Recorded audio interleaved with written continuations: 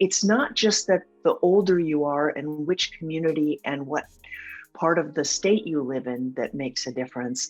It actually turns out that healthier older people are more likely to get vaccinated than less healthy older people, even though the less healthy people are the people most likely to get serious illness, to require hospitalization, and to die. So in this pandemic, for instance, about 4% of American old people live in facilities, nursing homes, assisted living facilities, but they accounted for, across the country, 34% of deaths. Now, you might say they are the oldest and the frailest, but what is also true is that in many states, they took old people who lived in the community who got COVID. Most old people, 96% of old people live in our communities. Those people got sick, and they were so sick that they couldn't go home. So what did they do? They sent them to nursing homes and assisted living facilities with their COVID. So they took people with COVID and put them in the facilities with the people at highest risk.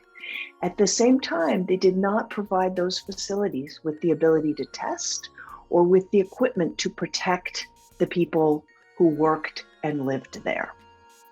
That also meant that the sort of people who work in those facilities took the disease back to their communities, usually low-income communities of color. So what can you all do? Make sure you have accurate information. We've also had some trouble collecting information. Maybe within your communities, you could help to collect stories. That enables the government to put more resources.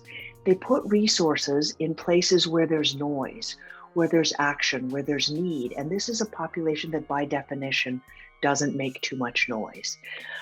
So think about answering people's questions. What are their concerns? I've heard from patients different things, such as they're going to put a chip in me that's going to track my every movement, which if you come from certain countries, well, I think if you come from any country, you're not going to want that, but from certain countries, you'll be more worried. A lot of my patients who have illnesses think that's a reason not to get the vaccine, whereas in fact, the opposite is true. And if you can get that one message across, that would be a huge help. The older you are, the more medical problems you have. If you are disabled, these are the 3 best reasons to get a vaccination. Contact your health department.